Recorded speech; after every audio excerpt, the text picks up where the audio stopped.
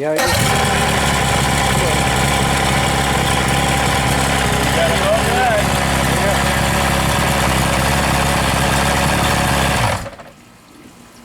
Okay, babe. Show us what you got. Well, right there, what we have is the conversion. You've used a automotive coil in lieu of the Magna-Power 2. Here's the parts that we use. Spark plugs, we use the NGK BR68HS, which is a 3922.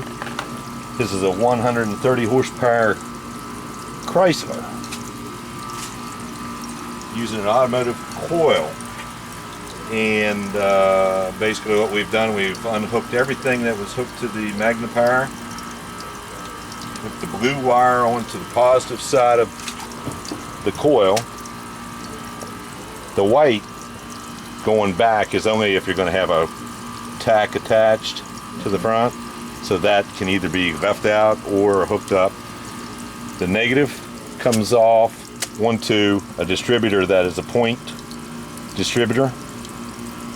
Bring it around here and you'll see the condenser.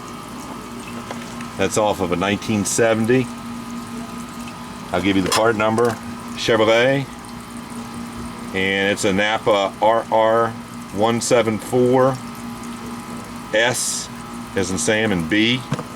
The coil that was used has an internal resistor, which is an IC64SB. That's a Napa part also.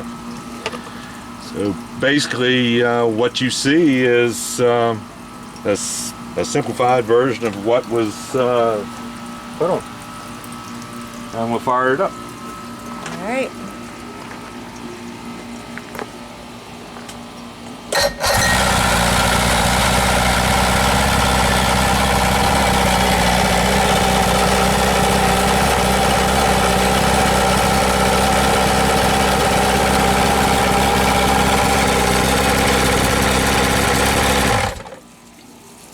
Perfect.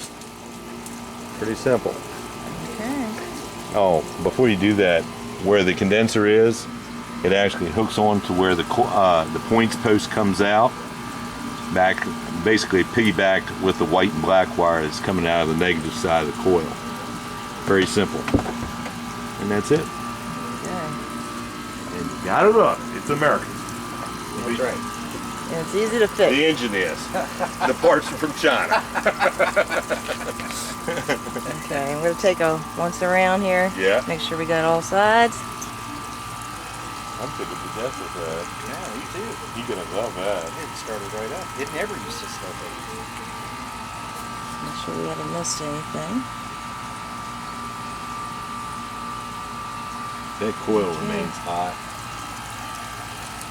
Then what may wind up needing to be done is the switch put onto the require that. What I'm going to do now is get some zip ties and tie everything up. What's up? And all that. Spot the camera. I got it for $114 brand new. Our last one hated at the beach. Headed in a